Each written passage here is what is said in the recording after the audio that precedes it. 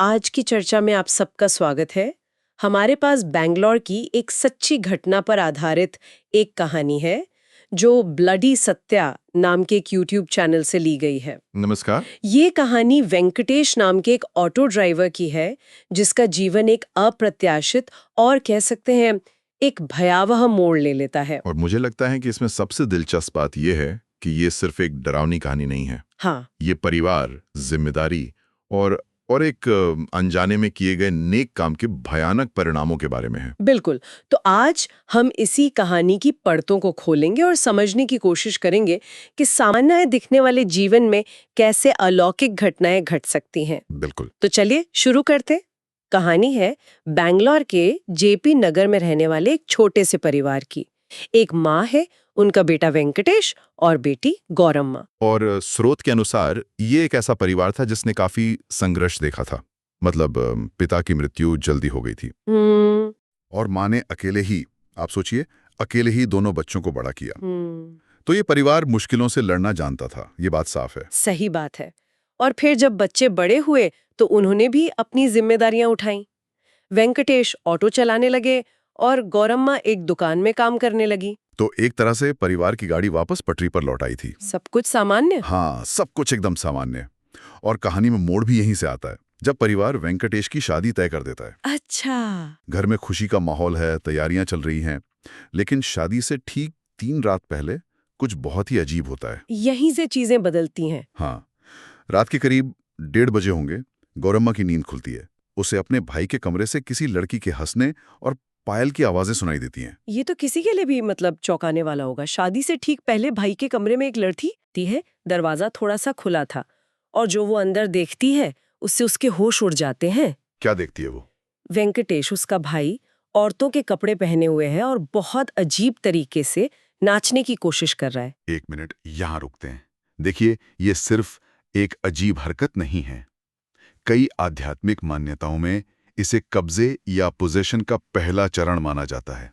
Possession? हाँ, मतलब कोई बाहरी शक्ति पीड़ित के शरीर के जरिए अपनी पहचान जाहिर करने की कोशिश कर रही है।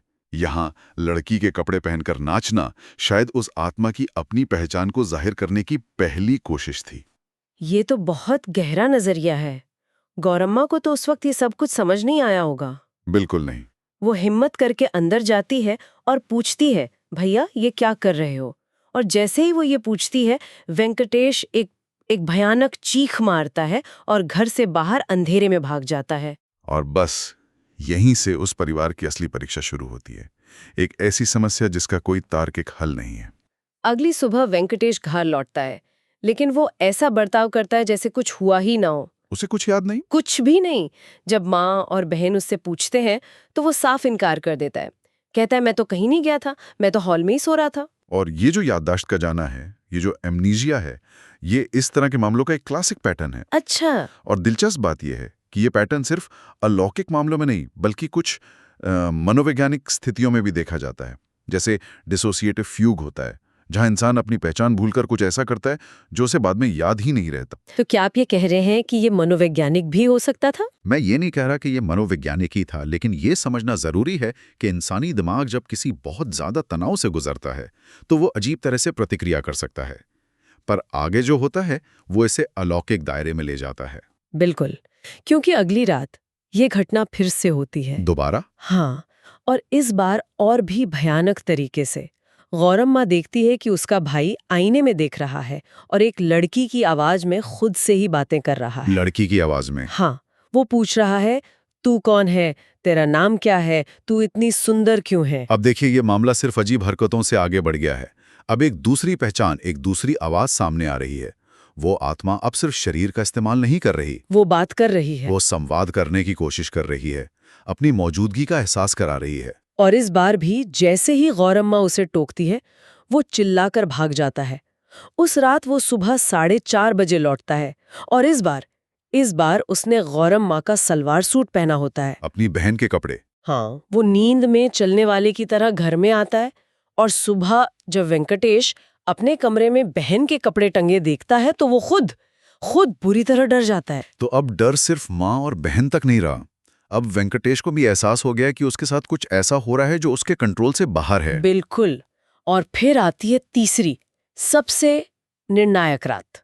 गौरव माँ को फिर से वही आवाजें सुनाई देती हैं, लेकिन इस बार वो अकेले नहीं जाती, अपनी माँ को साथ ले जाती है। सही किया उसने। और अंदर का दृश्य किसी बुरे सपने जैसा था।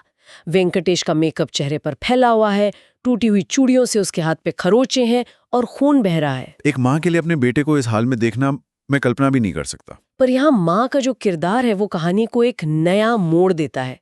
वो घबरा कर पीछे नहीं हटती। वो क्या करती हैं? वो तुरंत एक्शन लेती है, भागकर पूजा घर से सिंदूर लाती है, उसे वेंकटेश के माथे पर लगाती है और जोर जोर से मंत्र पढ़ना शुरू कर देती है। वाह, ये हिम्मत की बात है। ये एक माँ की हिम्मत थी जो अपने बच्चे को बचाने के लिए किसी भी अनजान शक्ति से भिड़ने को तैयार थी।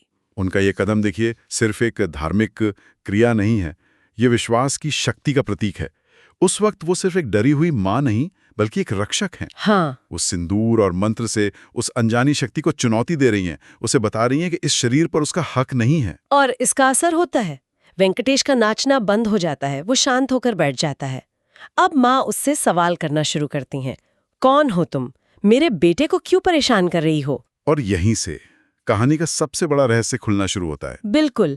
पहले तो वो आत्मा कुछ नहीं बोलती, लेकिन जब माँ दोबारा मंत्र पढ़ती हैं तो वेंकटेश एक लड़की की आवाज में तड़पने लगता है और फिर वो सच बताता है। क्या सच? वो 1 हफ्ते पहले हुई एक घटना का जिक्र करता है। और जैसा हमने शुरू में कहा था, वेंकटेश की इस पूरी परेशानी की जड़ उसकी कोई गलती नहीं बल्कि उसकी दयालुता थी। उसकी दयालुता कैसे? आत्मा बताती है कि 1 हफ्ते पहले वेंकटेश के ऑटो में एक बुजुर्ग दंपत्ति बैठे थे जो बहुत घबराए हुए थे। वेंकटेश उन्हें उनकी मंजिल पर छोड़ता है, पर उत्सुकतावश उनके पीछे जाता है, ये देखने की आखिर मामला क्या है। और वहां उसे पता चलता है कि उनकी बेटी ने घर के अंदर साड़ी से फांसी लगाकर आत्महत्या कर ली है। जब कोई भी दरवाजा तोड़ने की हिम्मत नहीं कर रहा था, तब वेंकटेश ने आगे बढ़कर दरवाजा तोड़ा और अंदर जाकर उस लड़की के शव को नीचे उतारा। उसने मदद की? हाँ, लेकिन उसने ये बात घर पर किसी को नहीं बताई। सोचा कि वे बेवजह परेशान होंगे। और शायद यही वो पल था, वो शारीरिक संपर्क जब वो आत्मा उससे जुड़ गई। कई मान्यताओं के अनुसार ऐसी आकस्मिक मृत्यु के तुरंत बाद आत्मा सबसे ज्यादा शक्तिशाली और भ्रमित होती है। अच्छा। उसे समझ नहीं आता कि क्या हुआ। ऐसे में जो व्यक्ति सबसे पहले मदद करता है, सहानुभूति दिखाता है, आत्मा अनजाने में उससे एक जुड़ाव महसूस कर लेती है। तो उसकी हिम्मत ही उसकी सबसे बड़ी भूल बन गई। भूल नहीं, शायद एक तरह की भेद्यता का क्षण। उसने मदद के लिए हाथ बढ़ाया और एक भटकती हुई आत्मा ने सहारा समझकर उस हाथ को पकड़ लिया। वो लड़की की आत्मा माँ को बताती है, तुम्हारे लड़के ने मेरी मदद की, वो मुझे बहुत अच्छा लगा, अब मैं उसे अपने साथ लेकर ही जाऊंगी। ये बहुत भयावह घोषणा है। ये बदला नहीं है, ये एक तरह का मोह है, एक अतृप्त आत्मा का अकेलापन। बिल्कुल। ये सुनकर माँ और बेटी के तो पैरों तले जमीन खिसक जाती है। माँ रोते हुए उस आत्मा से विनती करती है, अपने बुढ़ापे का, अपने इकलौते बेटे का वास्ता देती है। वो उससे भावनात्मक अपील करती हैं। हाँ, वो कहती हैं, जरा सोच, जब तू अपने माँ बाप को छोड़कर गई तो उन पर क्या बीती होगी। और ये संवाद, ये इस कहानी का भावनात्मक केंद्र है। एक माँ के प्यार और एक आत्मा की जिद के बीच टकराव। माँ उसे उसी दर्द का एहसास करा रही है जो उसने अपने माता पिता को दिया था। और इसका असर होता है। आत्मा को शायद अपनी गलती का एहसास होता है। वो एक शर्त रखती है। एक शर्त? कैसी शर्त? वो कहती है, अगर तुम्हारा लड़का मेरे अंतिम संस्कार की जगह पर एक पीली साड़ी और कुछ फूल चढ़ा दे तो मैं उसे हमेशा के लिए छोड़ दूंगी। पीली साड़ी क्योंकि आत्महत्या करते समय उसने वही पहनी थी। तो वो बदला नहीं बल्कि सम्मान मांग रही है, एक आखिरी विदाई, एक तरह की शांति। हाँ, एक तरह का आध्यात्मिक समझौता। इसके बाद वेंकटेश सो जाता है। अगली सुबह जब वो उठता है तो उसे माँ और आत्मा के बीच हुई वो बातचीत याद रहती है। पर अपनी हरकतें याद नहीं होती। नहीं, पिछली रातों की हरकतें उसे याद नहीं होती। ये जानकर उसकी रूह कांप जाती है कि उसके शरीर पर किसी और का कब्जा था। जाहिर है, ये अनुभव किसी को भी मानसिक रूप से तोड़ सकता है। ये जानना कि आपकी अपनी इच्छा शक्ति, आपका अपना शरीर आपका नहीं था। बिल्कुल। 2 दिन बाद माँ और वेंकटेश एक पीली साड़ी खरीदकर उस जगह पर जाते हैं जहाँ लड़की का अंतिम संस्कार हुआ था। वो अपना वादा पूरा करते हैं। हाँ, वे वहाँ साड़ी और फूल चढ़ाकर उसकी आत्मा की शांति के लिए प्रार्थना करते हैं। और इसके बाद वेंकटेश धीरे धीरे पूरी तरह से सामान्य हो जाता है। मतलब वो आत्मा चली गई? चली गई। उसकी शादी भी हो जाती है और ये कहानी गौरम्मा के नाती ने साझा की थी, जो आज भी उनके परिवार में सुनाई जाती है। एक ऐसी घटना जो पीढ़ी दर पीढ़ी याद रखी जाती है। तो ये थी वेंकटेश की कहानी, जहां एक नेक काम का अंजाम अप्रत्याशित रूप से भयानक निकला। ये हमें सोचने पर मजबूर करता है कि क्या मदद करने की भी कोई सीमा होनी चाहिए? ये कहानी एक बहुत बहुत गहरा सवाल उठाती है। क्या अनजाने में किए गए हमारे कर्म, चाहे वो कितने भी नेक इरादे से किए गए हों, हमेशा किसी न किसी रूप में हमारे साथ जुड़ जाते हैं? वेंकटेश ने तो इंसानियत के नाते मदद की थी। उसे नहीं पता था कि उसकी ये मदद उसे एक ऐसी दुनिया से जोड़ देगी जिसका अस्तित्व ही तर्क से परे है। अंत में ये कहानी सिर्फ डर के बारे में नहीं है। ये सहानुभूति, कर्म और उन परिणामों के बारे में है जिनकी हम कभी कल्पना भी नहीं करते। बिल्कुल। और ये हमें एक और विचार के साथ छोड़ जाती है। क्या सहानुभूति की कोई सीमा होती है? जब हम दूसरों का दुख देखते हैं तो हम मदद के लिए आगे बढ़ते हैं, लेकिन क्या हम कभी-कभी अनजाने में उनके अधूरे दुखों का, उनके अनसुलझे सदमों का बोझ भी उठा लेते हैं? ये घटना उन भावनात्मक और आध्यात्मिक सीमाओं के बारे में सोचने पर भी मजबूर करती है, जिन्हें हम अक्सर नज़रअंदाज कर देते हैं।